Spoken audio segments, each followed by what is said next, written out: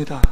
사탄이, 그 무서운 사탄이 가니까 모든 사람이 손에 모래가 쥐는 것처럼, 모래가 쭉 손에 빠지는 것처럼 사람들이 삽시간에 다 빠져나갔습니다. 그런데 나이를 지극히 먹은 한 노인이 그곳을 당당하게 지키고 있었습니다. 사탄이 물어봅니다. 당신 나 무섭지 않아? 무섭습니다. 근데 왜 피하지 않았어? 내가 당신을 죽일 수 있는 능력도 있어. 그거 알고 있어? 알고 있습니다. 그렇다면 왜 다른 모든 사람처럼 피하지 않았어?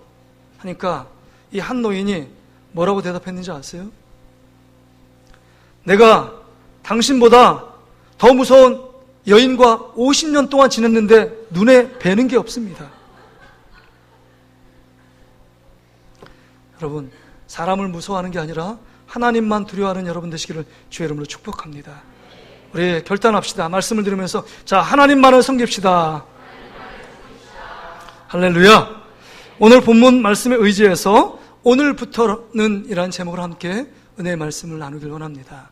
포로기에 돌아왔던 이스라엘 백성들에게 하나님께서 선지자 학개를 통해서 오늘 본문의 말씀을 주고 있습니다. 이 학개의 말씀은 길지 않습니다. 2장밖에 되지 않습니다. 그 2장밖에 되지 않는 말씀 가운데 설교가 4편이 기록되어 있습니다. 짧지만 하나님께서 우리에게 하나님의 뜻, 하나님의 마음이 분명하고 선명하게 새겨진 말씀을 우리 이스라엘 백성들에게 학개 선지자를 통해서 전달해 주고 있습니다. 그 말씀의 핵심은 2절 19절 말씀에 있습니다. 2장 19절 말씀을 보세요. 19절 하반절을 보세요. 그러나 오늘부터는 내가 너에게 복을 주리라. 할렐루야. 지금 너희들이 지금까지는 어떤 삶을 살았는지 모르지만 그러나 오늘부터는 너에게 복을 주시라. 할렐루야. 한번 옆 사람에게 인사할까요? 하나님께서 오늘부터 우리에게 복을 주십니다. 그렇게 믿고 이 말씀을 받는 여러분 되시기를 주의 이름으로 축복합니다. 보세요. 그러나 오늘부터 내가 너에게 복을 주리래요. 근데 여기서 이 말씀을 읽으면서 2가지 질문이 듭니다. 오늘부터 내가 너에게 복을 준다니까 여러분, 오늘 이전까지는 복을 받지 못했느냐 하는 질문이 생깁니다. 여러분 어땠을까요? 이스라엘 백성이 복을 받았을까요? 못 받았을까요? 받았지만 거의 못 받았습니다. 근근한 복이에요. 그냥 생명만 유지하고 사는 겁니다. 사는 게 사는 것처럼 살지 못하고 하나님의 복에서 떠나 있던 삶입니다. 그래서 오늘 이전에는 복을 받지 못했다는 거예요. 또 2번째 질문은 이스라엘 백성이 과연 무엇은 일을 했기에 오늘부터 내가 너에게 복을 준다는 하나님의 희망의 메시지를 던져주고 있었느냐 하는 것입니다. 그러니까 적자 인생에서 이제는 흑자 인생, 마이너스 인생에서 플러스 인생으로 하나님께서 말씀하시는 이유가 무엇인가? 이스라엘 백성이 어떤 삶을 결단했기에 이렇게 오늘부터 내가 너에게 복을 주겠다는 이 희망의 메시지, 소망의 메시지를 던져주고 있느냐 하는 것입니다. 바라기는 오늘 이 말씀이 우리에게 전해주는 놀라운 축복의 말씀인 줄 알고 오늘부터 우리 동신교회에 속한 모든 가족들은 복을 누리는 축복된 성도 되시기를 주의 이름으로 축복합니다. 그렇다면 여러분, 이스라엘 백성들은요, 지금까지 오늘 이전까지의 삶은 엉망이었습니다. 삶이 피폐했습니다. 정말 절망과 고통 가운데 있었습니다. 여러분, 그들이 열심히 수고하지 않은 것이 아닙니다. 노력했습니다. 열심히 일했습니다. 자기의 맡은 일에 성실히 감당했는데 그들의 삶의 결과가 무엇이냐? 2장 16절 말씀을 보세요. 2장 16절 보세요. 그때는 20고루 곡식 더미에 이른즉 10고루뿐이었다. 지금 쉽게 표현하면 곡식을 털었는데 20kg를 기대하고 거두기로 소망을 하고 있는데 정말 바구니에 딱 거두니까 진짜 잰거 보니까 10kg밖에 안 된 거예요. 여러분, 20kg를 예상하며 수입을 생각했는데 10kg밖에 되지 않았다면 여러분 삶이 어떨까요? 10kg가 없어졌어요. 어디로 빠져나갔는지 없습니다. 삶이 얼마나 피폐하고 힘들까요? 100만 원의 수입을 기대했는데 50만 원밖에 여러분 월급을 못 받았다면 여러분 50만 원 갖고 살아갈 수 있겠습니까? 지금 그런 의미예요. 지금 이스라엘 백성 가운데 그런 결과가 나타났다고 하는 겁니다. 음료를 보니까 포도주를 튜브에서 50kg 정도의 음료를 기대했는데 정작 손에 들어온 것은 짜보니까 20kg밖에 되지 않는 거예요. 수입의 몇 프로 얻었어요? 수고한 수입의 40%밖에 채 얻지 못했습니다. 얼마나 비참한 결과입니까? 여러분, 우리가 이렇게 마음껏 50kg를 기대했는데 20kg밖에 받지 못했을 때 얼마나 마음이 아프겠습니까?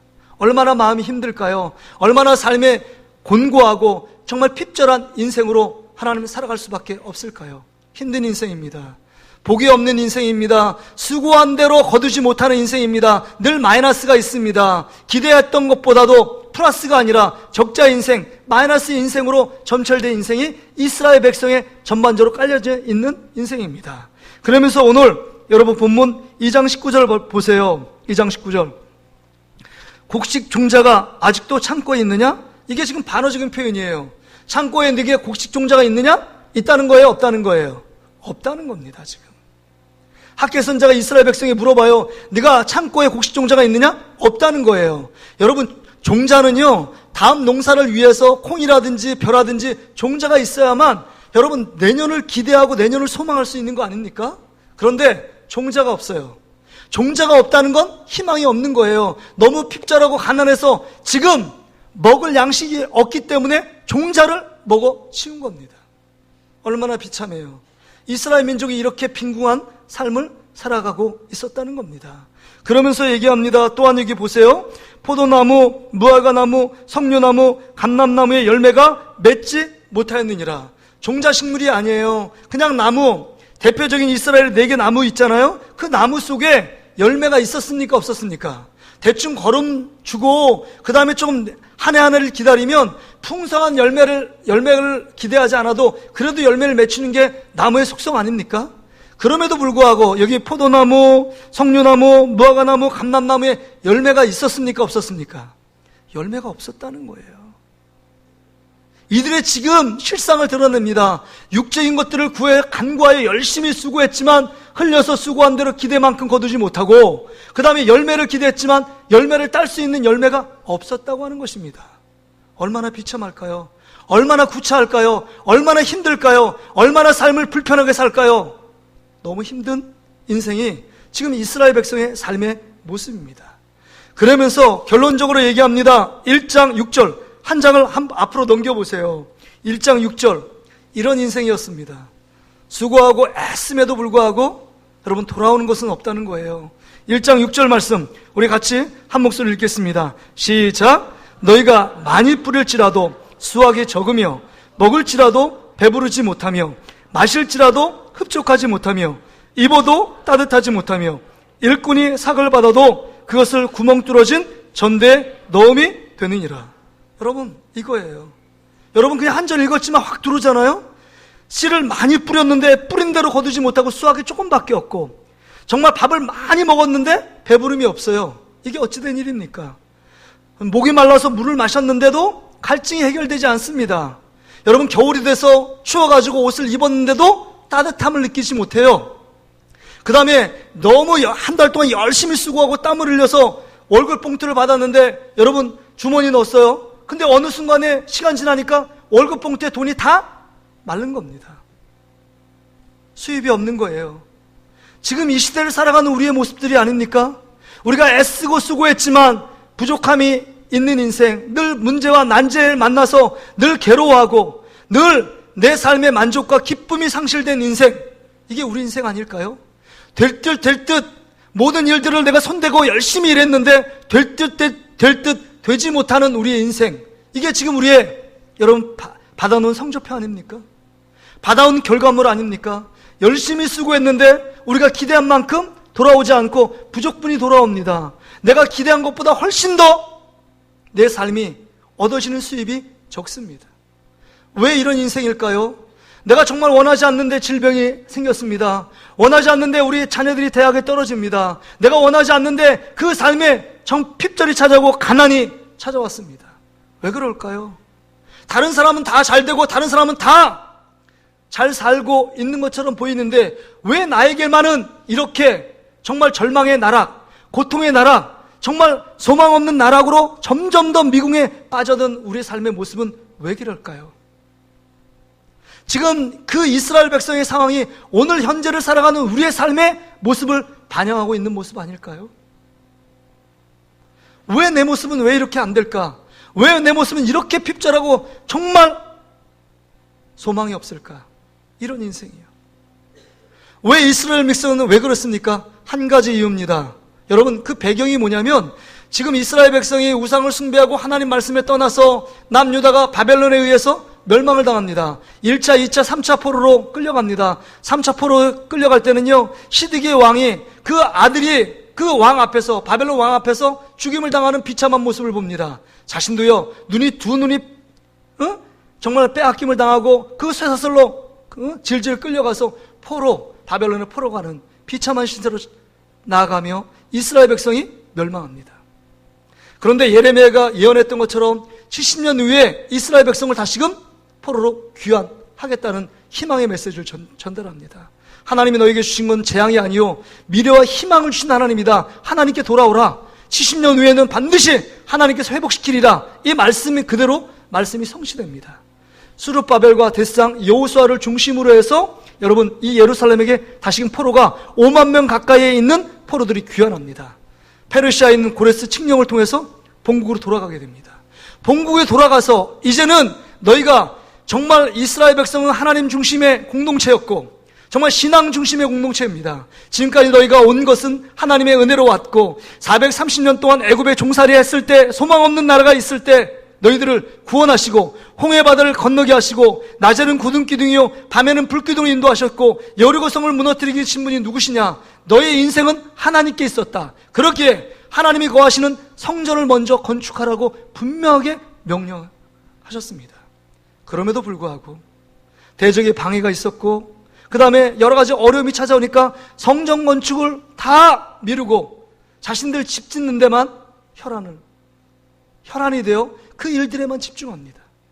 뿐만 아니라 정말 솔로몬의 성전을 보았던 할머니 할아버지들을 얘기를 듣습니다. 니들 이렇게 열심히 수고해봤자 소용 하나도 없어. 이렇게 정말 너무 볼품없는 성전을, 이 허름한 성전을 하나님께 드리며 하나님 영광을 받으실 것 같아? 야, 니들 할 필요 없어. 그리고 중단해버립니다. 그래서 여호와의 하나님을 대적하는 대적의 무리가 있어서 성전을 건축하다가 또다시 희망을 갖고 건축했는데 이전 영광이 지금 영광은 너무 보잘것없어서 또 건축을 중단합니다. 성전 건축의 일들을 중단할 때 이스라엘 백성이 찾아오는 고통이 우리가 전에 보았던 말씀의 그대로의 결과예요. 이게 지금 마이너스 인생, 적자 인생입니다. 그 오늘부터 내가 너에게 복을 주리라, 그 전까지의 이스라엘 백성의 영적인 실상이었습니다. 성전 건축의 재건일을 다 포기하고 자신의 일에 집중했던 이스라엘 백성들, 그래서 열심히 수고하고 무언가 남들보다 아침 일찍 일어나 열심히 일하고 늦게 누워있는데 결과적으로 돌아온 것이 하나도 없는 이스라엘 백성들의 비참한 현실이었습니다. 그렇다면 오늘부터는 내가 너에게 복을 주겠다는 이 플러스 인생, 흑자 인생은 어떤 삶의 비결이냐 하는 것입니다. 이스라엘 백성이 어떤 삶을 살아갔기에 하나님께서 이런 복을, 이 엄청난 복을, 들어도 정말 은혜가 철철 넘치는 말씀을 하고 있느냐 하는 것입니다. 첫째는요, 여러분, 삶의 우선순위를 재정립했습니다. 삶의 우선순위를. 이제는 성전 건축의 일을 중단했는데 성전 건축의 일들을 하기로 결단했습니다. 여러분, 2장 18절 말씀을 같이 한번 읽겠습니다. 2장 18절이요. 시작. 너희는 오늘 이전을 기억하라. 아홉째 달 24일 곧 여호와의 성전 지대를 쌓던 날부터 기억하여 보라. 지금 9월 24일 날 성전을 쌓는 그 순간부터 오늘 너에게 복을 주겠다는 거예요. 그 전까지 네가 불순종하고 성전 건축의 일들을 팽개치고 황무지가 되고 여호와의 굴이 되도록 만든 너의 실상의 모습이 어떠냐? 너희들은 고통이었고 너희들에겐 재앙이었고 너희들에겐 너 손에 들어오는 수익이 하나도 없었다라고 말씀하는 겁니다. 여러분, 이 말씀이 무슨 말씀이에요? 지금까지는 이기적으로 나의 삶을 위하여 살았습니다. 먹고 사는 문제에 집중했어요. 여호와의 성전을 건축한 게 보이는 성전만 얘기하는 것이 아닙니다. 그 성전은요, 하나님 중심의 신앙을 다시금 회복하라는 거예요. 포로 시대에 돌아와서 이방신을 섬기는 그 세상에 물든 너의 신앙을 다시금 리뉴얼하고 새롭게 해서 이제는 너의 모든 것들을 다 포기하고 포기할 것 포기하고 끊을 것 끊고 하나님께서 이제는 성전을 지으면서 너의 신앙도 여호와의 중심의 신앙으로 회복하라고 말씀하고 있는 겁니다. 그러기에 여러분, 이제는 우선순위가 바뀌어야 돼요. 나의 삶의 중심에서 이제는 하나님 중심의 삶으로 전환하는 겁니다. 너의 삶보다도 하나님 먼저 퍼스트로 생각하라는 겁니다. 하나님이 여러분의 세칸입니까? 아니죠. 서드입니까? 아니죠. 하나님은 안중에도 없는 우리의 삶의 모습은 아니었는가? 우리 자신을 점검하라는 겁니다. 그래서 여러분, 1장 4절을 보세요. 1장 4절. 1장 2절에도 보면 만군의 여호와가 이같이 말하여 이르노라. 이 백성이 말하기를 여호와의 전을 건축할 시기가 이르지 아니하였느니라 하니라. 지금 건축은 정말 사마리아인들의 방해가 있고 옆에 있는 대적들의 방해가 있기 때문에 성전 건축의 일은 할 수 없다는 거예요. 핑계를 댑니다. 여러분, 언제 환경이 좋아서, 언제 물질이 있어서 그들이 했습니까? 부족한 상황 가운데 하나님 말씀하고 순종하면 결단하고 순종해야 되는데 미룹니다. 지금은 성전 건축할 때가 아니라는 거예요. 지금은 어느 때냐? 1장 4절에 보세요.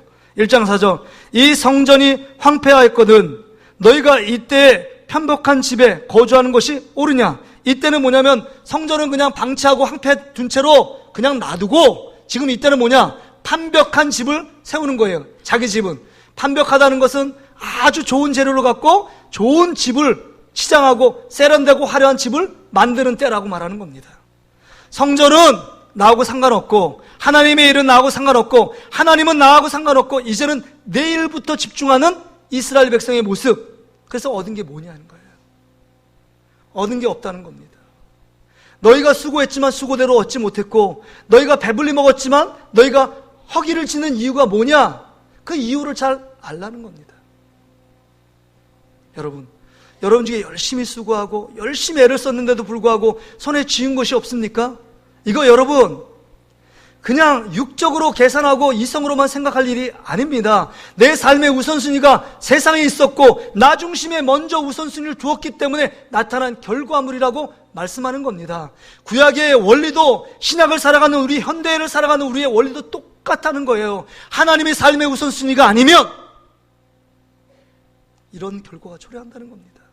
그러면서 여러분, 성전 건축의 일들을 우선순위가 아니었던 그 이스라엘 백성 가운데 여러분 12절 13절에 보면 부정한 거예요. 예배를 드렸습니다. 성전 건축이 완공이 안 되고 조그만 단을 세우고 그들이 예배를 안 드렸느냐? 예배를 드렸어요. 하나님께 복받기 위해 예배를 드렸어요. 근데 그 예배가 너무 형식적인 예배입니다. 마음 중심에서 드리는 예배가 아니에요. 예배 드리지 않으면 내 가정과 내 삶이 복이 받지 못할 것 같고 우화가 있고 여러 가지 환난과 고통이 있을까 해서 예배를 드린 겁니다. 이게 형식적인 예배자의 모습. 지금까지 너희들은 형식적으로 마음이 없는 예배를 드리고 있다라고 말하는 겁니다. 영적인 삶이 무너졌어요. 삶의 우선순위는 세상입니다. 나 중심이에요. 그러기에 오늘 성전 건축의 일들을 통해서 삶의 우선순위를 바로잡고 있습니다. 여러분, 9월 24일이라는 것은 이른 비가 내리는 날이에요. 이때부터 여러분 추수 곡식을 심지 않으면 앞으로 1년 농사 망칩니다. 너무 바쁜 시기고 너무 중요한 시기예요. 그럼에도 불구하고 그 일들을 제쳐놓고 주의 성전 짓는 일에 먼저 그 일들에 집중하고 나가는 모습을 볼 수 있습니다. 할렐루야. 여러분 그럴 수 있을까요? 여러분 삶에 그렇게 결단할 수 있을까요? 내가 아무리 바쁘고 아무리 중요해도 세상의 일에 먼저 하지 않고 하나님에 내가 집중하고 하나님 중심의 신앙을 살겠다라고 결단하면 하나님이 오늘부터 여러분에게 복을 내리실 줄 믿습니다. 여러분이 복을 받지 못한 것은 지금 이전까지 삶의 우선순위가 하나님이 아니었다는 거예요. 성전 건축을 짓는 일, 그것보다는 내 집을 짓고 내가 잘 먹고 잘 사는 일에 더 집중해 있었기 때문에 지금까지 고통과 괴로움과 절망이 찾아왔다는 겁니다. 제가 이간증을 들었어요. 한독 화장품을 설립한 그 나이스 권사님 부부가 있어요. 회장은 박교석 장로님인데 이 집이 이런 집이었어요. 처음에 우리 박교석 장로님이 예수 안 믿었습니다. 처음에 약사였습니다. 그래서 약사 때문에 집이 잘 살았어요. 그래도 아이들은 교회 가자고 얘기하고 전도를 받아도 야, 교회 가는 사람은 못 살고 못 먹고 그 다음에 패배자, 인생의 패배자면 교회 가지 무슨 교회를 가자고 나 중심적인 삶이 먼저였습니다. 그래서 처음엔 잘 나가는 것처럼 생각됐습니다. 그래서 많은 것을 약국이 잘 돼서 투자를 했습니다. 근데 하루아침에 투자가 망했습니다. 그 다음에 화공약품 공장을 지어서 약을 더 많이 생산하려고 했는데 그 공장이 부도가 겁니다. 그래서 자기한테 자기가 구워준 사람은 다 도망가서 어디 갔는지 모르고 돈을 못 받고 나에게 구워준 거 내가 돈을 줘야 될 그 사람들만 즐비하게 있는 거예요. 하루아침에 빚잔치를 하고 여러분 하루아침에 친구한테 30만 원을 꿔서 야반 도주를 했습니다. 어디로 도주를 했느냐? 봉천동, 오래된 얘기죠. 봉천동 달곡에 도주를 한 거예요. 30만 원 갖고 배운일이 도둑질이 약사니까 조그만 칸에다가 한 칸에다가 약국을 차렸습니다. 조제실이 없어요. 왜냐하면 조제실에 그 조제실 편말이 있지만 그 안에 살림집을 차렸습니다. 하수구 없어요. 물을 버릴 데가 없어요. 세수를 해도 물을 거기다 떠가지고 하수구에다가 고무대로 대서 하수구에 버리는 아주 비참한 신세였습니다. 잘 나가서 나중심적인 삶이었는데 근데 이 삼남매의 자녀를 뒀는데 아들 둘과 딸이 있었습니다. 그 첫 번째 아들이 하는데 서랍을 열으니까 늘 성경책이 있어요. 근데 엄마, 아빠, 우리 그러지 말고 교회 나가자고. 야, 교회 안 나가. 무슨 교회 나가는 복이 두르냐? 그래도 지금까지 사는 건 내가 열심히 일해서 산 거지 무슨 그런 얘기 하지 마. 그렇게 살았습니다. 그래서 너무 자녀들이 늘 부모님한테 우리 교회 가자고 그렇게 애걸복걸하니까 정말 자식 소원 들어주자는 그 마음을 갖고 교회를 한번 나간 겁니다. 나갔는데 낯서는 곳이 아니에요. 그래서 한번 예배 드리고 그 다음에 두 번째 주일 나가니까 마음이 편해요.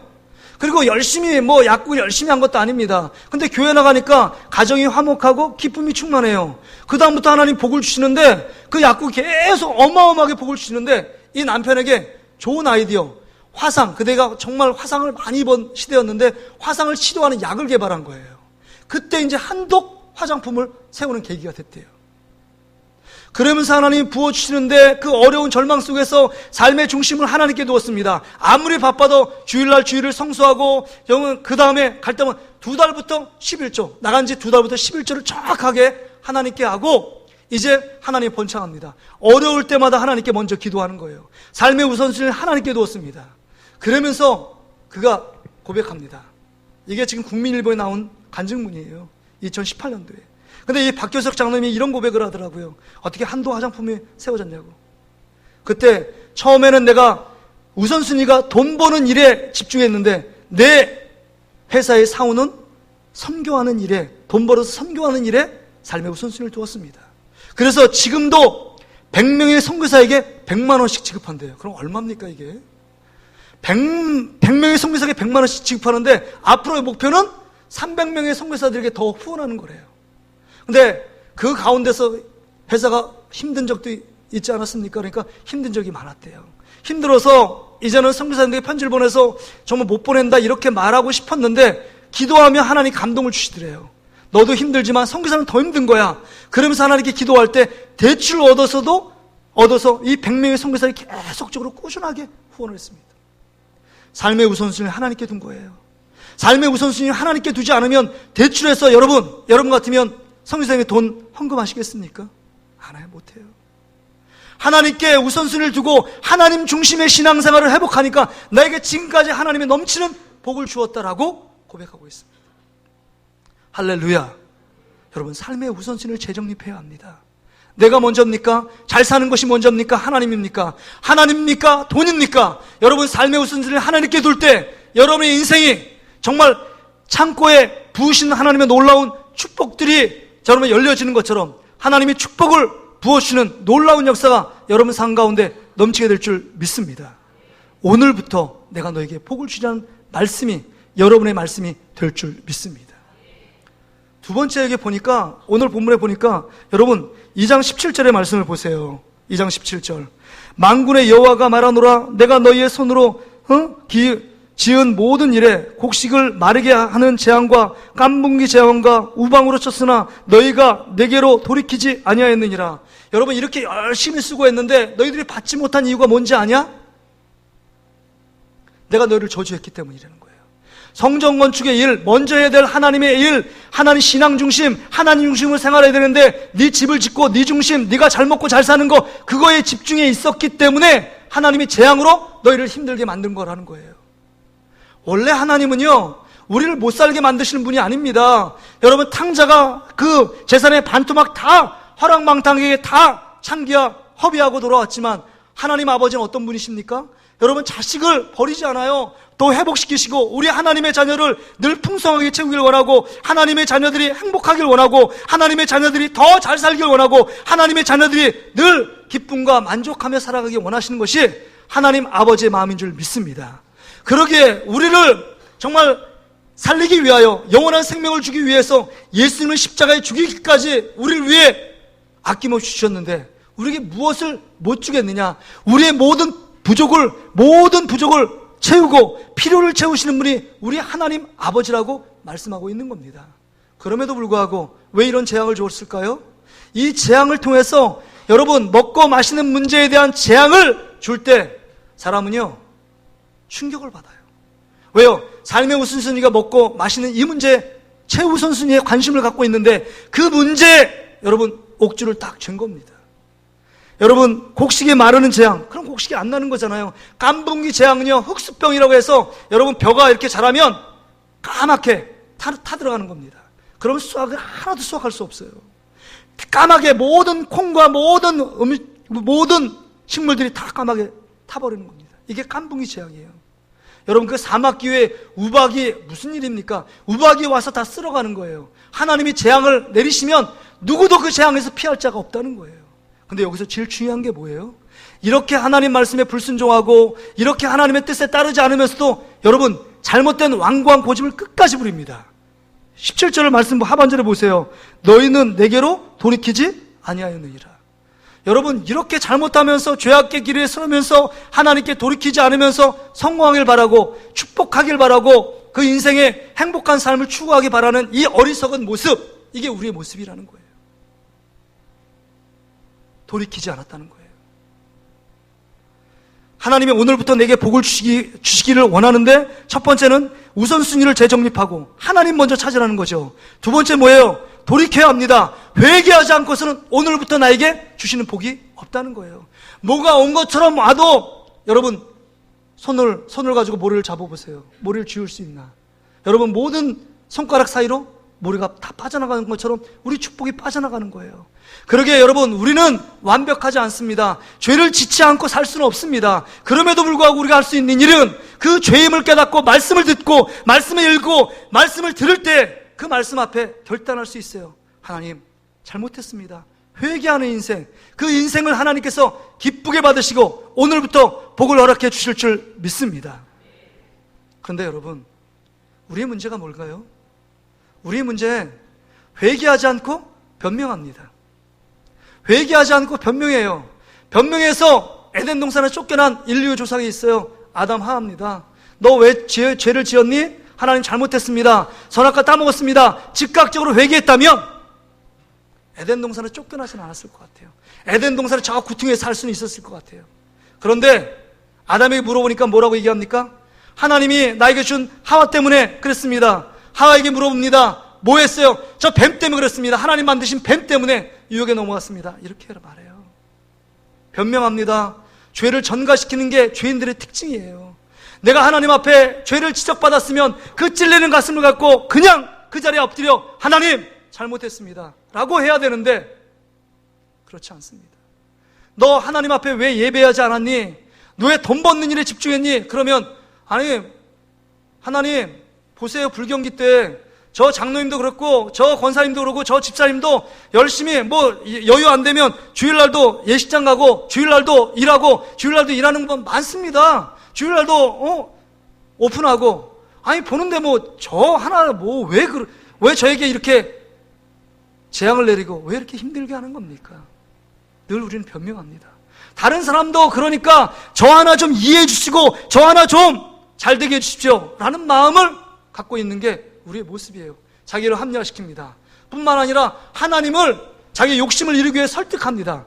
여러분, 하나님이 설득한다고 설득에 넘어오실 분입니까? 하나님 분명한 기준이 있어요. 기준이 있습니다. 그러면서 우리는 얘기합니다. 하나님, 제가 시간이 되면 예배하겠습니다. 돈을 잘 벌면 그때 11조 드리고 헌금하겠습니다. 내가 여유가 있으면 주님 일에 봉사하고 헌신하겠습니다. 지금 여유가 없고 돈 버는 일에 너무 바쁘기 때문에 이해해 주십시오. 라고 합리화시키고 변명을 읽습니다. 하나님께 납작 엎드려 회개해야 되는데 회개하지 않습니다. 여러분, 여러분의 모습은 어떻습니까? 회개하고 있습니까? 아니면 변명하고 있습니까? 여러분, 내가 고3이고 중3이고 열심히 공부해야 될 때 내가 지금 세상에 학원 열심히 다니고 좋은 고등학교 좋은 대학에 붙은 다음에 내가 열심히 하겠습니다. 이런 변명이에요. 하나님과 딜하고 있습니다. 내가 이렇게 하겠으니까 이렇게 해주면 내가 그 다음에 이렇게 하나님께 헌신하겠습니다. 이렇게 봉사하겠습니다. 이렇게 말합니다. 여러분, 내일이 없는 거 아시죠? 5분 이후의 삶을 우리가 알지 못하는데 내일이 어디 있습니까? 오늘 말씀을 들을 때 절대적으로 무릎 꿇고 회개하지 않으면 우리는 하나님께 쓰임받는 축복의 그릇을 준비할 수 없는 겁니다. 하나님이 쓰시는 그릇은요, 하나님의 축복의 그릇은 은그릇, 금그릇, 동그릇이 아니라 그랬잖아요. 무슨 그릇입니까? 깨끗한 그릇을 사용하십니다.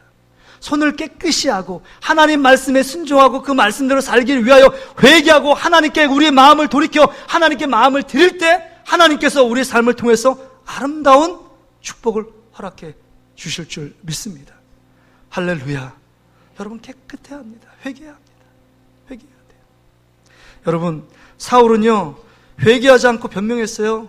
아말렉의 모든 진멸했는데 왜 소와 양과 이걸 왜 모든 전리품을 데려왔냐? 그러니까 하나님 앞에 이 좋은 것들을 잡아서 제사하려고 변명합니다. 변명이죠. 지금 나단 선지자를 통해 죄를 회개하라고 지금 말씀하는 그 말씀의 음성을 듣고 철저하게 회개하고 무릎 꿇어야 되는데 무릎 꿇지 않습니다. 변명합니다. 자신이 잘했다고 지금 하나님께 딜하고 있는 거예요. 순종이 제사보다 낫는데 하나님 말씀에 순종하는 것이 그들의 삶인데 불순종하면서도 회개하지 않고 변명하는 여러분 사울 왕의 모습을 봅니다. 여러분, 그만이 있는 게 아니에요. 여러분, 아간이요, 여리고성 전투에서 모든 첫 것은 다 하나님께 드려야 되는데 거기에 자기 것을, 자기가 시내설 외투한 벌, 그 다음 금, 은 숨기잖아요. 그때 지적받았을 때 여러분 재미 뽑아서 그 아간은 가정을 취하기 전에 내가 잘못했습니다 라고 회개했다면 하나님이 용서해 주실지도 몰라요. 아간의 범죄 때문에 자기 가족 8명이 다 그 자리에서 죽임을 당하는 징계를 받습니다. 신약에 보면 아나니아 삽비라 부부를 아시잖아요. 정말 하나님께 다 드렸다고 거짓말시키고 50%는 속이고 자기에게 다 숨겨놓고 그랬을 때 베드로를 통해서 성령 안에서 지적받았고 철저하게 그 순간에 회개했다면 그렇게 비참하게 죽진 않았을 겁니다. 사도행전 12장에 보면 헤롯 왕이 교만했어요. 교만을 지적하는 그 사도들의 어추놈한 명령을 듣고 마음을 겸허하게 낮추고 하나님께 회개했다면 충에 먹어서 죽진 않았을 겁니다. 여러분, 우리가 이 땅 가운데 살 길은 회개하며 주님께 우리의 마음을 돌이키는 것이 우리가 살 길인 줄 믿습니다. 여러분, 나중심적으로 살았던 것 회개해야 돼요.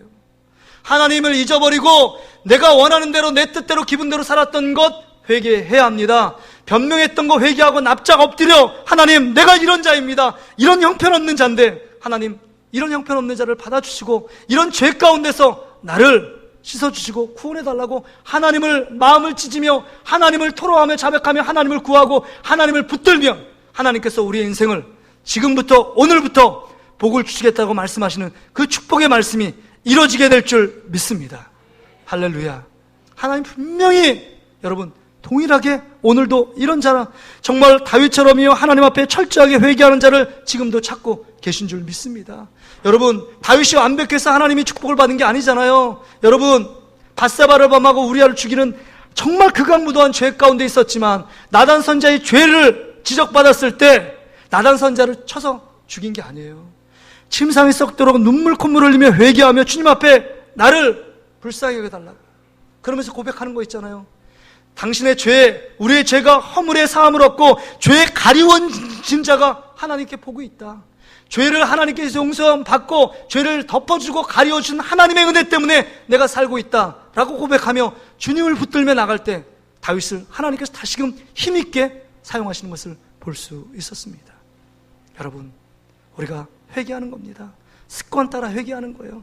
우리가 할 수 있는 일은 돈 드는 일 아니잖아요. 철저하게 말씀 듣고 찔림 받고 내가 그것 때문에 지금 이런 문제가 생겼구나. 말씀을 들으면서 여러분이 막 뇌가 쫙 소프트웨어가 막 돌아가잖아요. 그것 때문에 내가 하나님 앞에 열심을 다했지만 이것 때문에 열매가 없는 삶이었구나. 이것 때문에 내 인생에 실패가 있었구나. 이것 때문에 내 인생에 장애물이 있었구나. 여러분, 하나님이 깨닫게 하신 게 막 있잖아요. 그거 하나님 앞에 회개하고 내려놓으면, 하나님을 붙들면 하나님께서 여러분의 인생을 해결해 주실 줄 믿습니다. 여러분, 일본에 오도다케 시모지라는 죄인이 있었어요. 사형수입니다. 일본 정부가 이 사형수들을요 그냥 죽이지 않고 북해도, 삿포로 알잖아요. 북해도 그 근전에 탄강으로 노역을 보냈습니다. 하루하루 뭐 소망 없이 막 살아가는데 어머님이 너무 보고 싶었나 봐요. 이 아들을 삼천리도 넘는 그 길을요 걸어서 가는 겁니다. 이 아들을 만났어요. 면회했는데 눈길 하나 이 아들이 아주 그냥 불효자가 눈길 하나 주지 않습니다. 왜 왔냐고, 다시는 오지 말라고. 어머니가 엄포를 줍니다. 그래, 알았다. 나는 미워해도 내가 지금 가져온 보따리 꼭 붙잡고 이 보따리 안에 있는 것을 꼭 봐라. 그리고 보따리를 던져주고 떠났어요. 그것을 딱 보따리 주고 자기 죄수실에 딱 왔는데 보니까 보따리 안에 성경책이 하나 있는 거예요. 아이, 진짜 어머니 언제부터 예수쟁이가 돼가 재수 없이 예수 믿나 봐? 예수민들이 얼마나 사기꾼이 많고 얼마나 등쳐먹고 재수 없는 사람이 많은데, 그리고 성경책을 확 집어 던졌어요. 근데 하루 이틀 지났는데 그 성경책이 그대로 있지 않고 그 죄수 그 동료들이 뭐냐면 담배 피우는데 성경책 종이가 얇으니까 너무 좋아서 찢어가지고 하나씩 담배를 피우고 있는 거예요. 근데 그 모습은 볼 수가 없는 거예요. 열받는 거예요. 우리 엄마가 그래도 멀리 길에서 보따리에 싸가지고 성경책 줬는데 그걸 담배 피우고 있으니까 열받아가지고 야! 가져와! 그래서 성경책을 들고 그래도 엄마를 생각하면서 한 절 한 절 읽기 시작했습니다. 마음이 평안해진 거예요. 마음이 다시금 기쁨이 있어요. 그래서 성경책 보는데 쏙 빠져 있습니다. 쏙 빠져서 늘 가지고 다니는 거예요, 그 성경책을.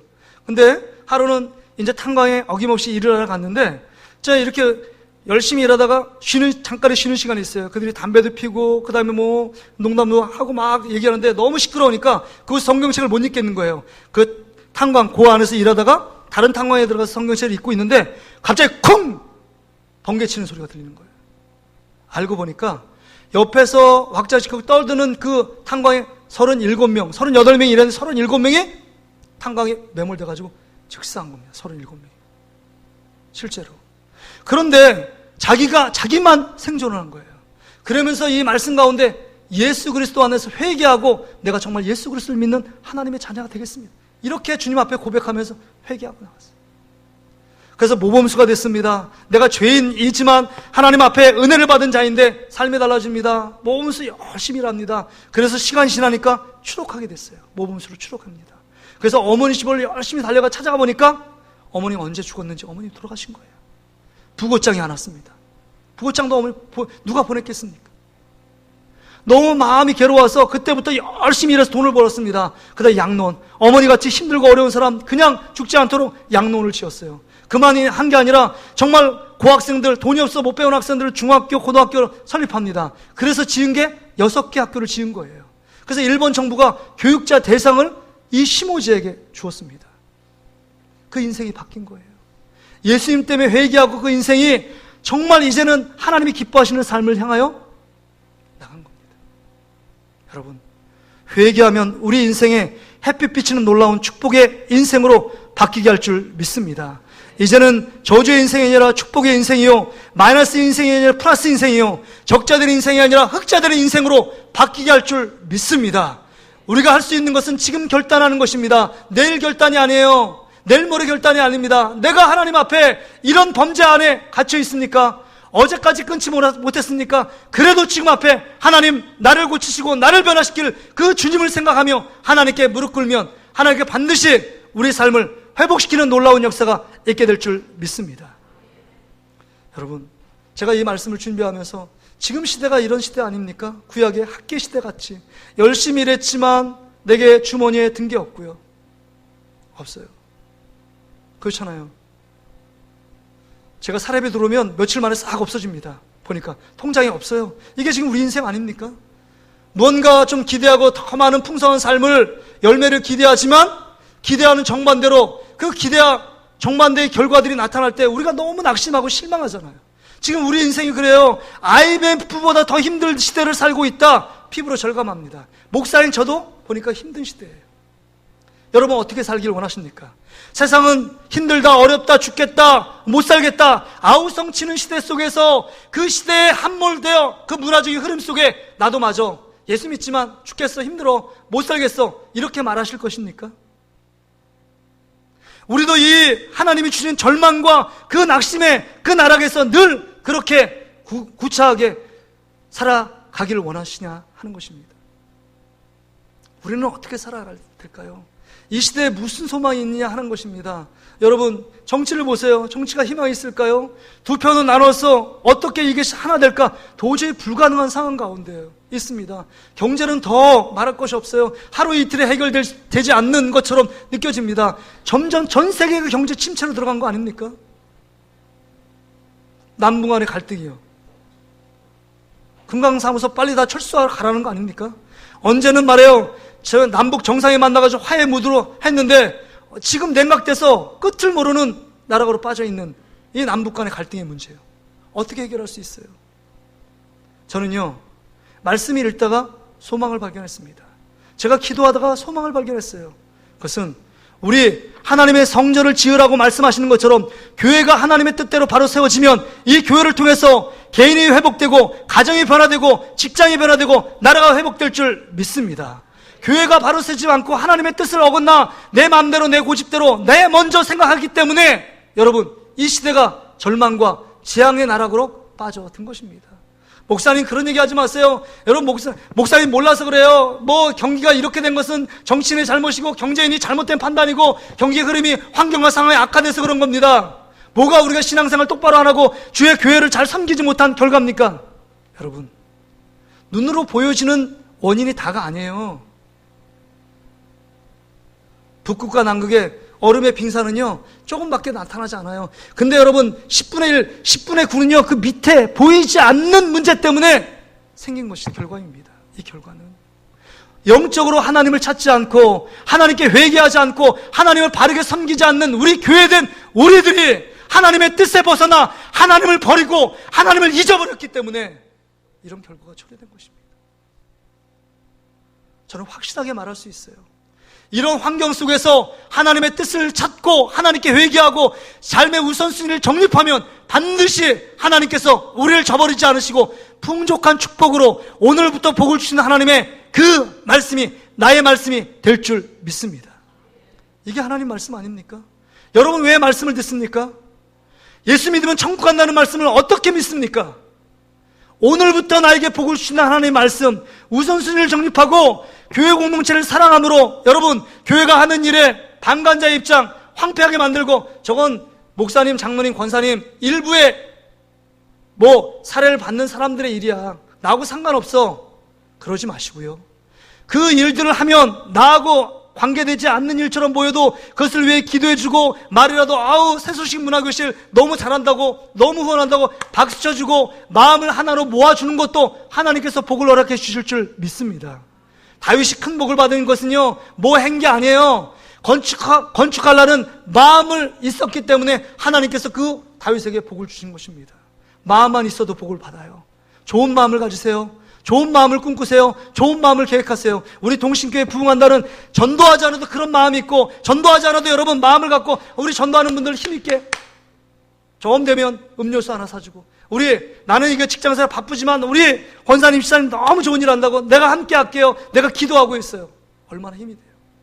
새생명 축제 아유 나는 택시나도 안 품었어. 되려면 되고 아유 목사님 얼마나 오는지 성도 오는지 보자. 여러분 이런 마음 가지셨습니까?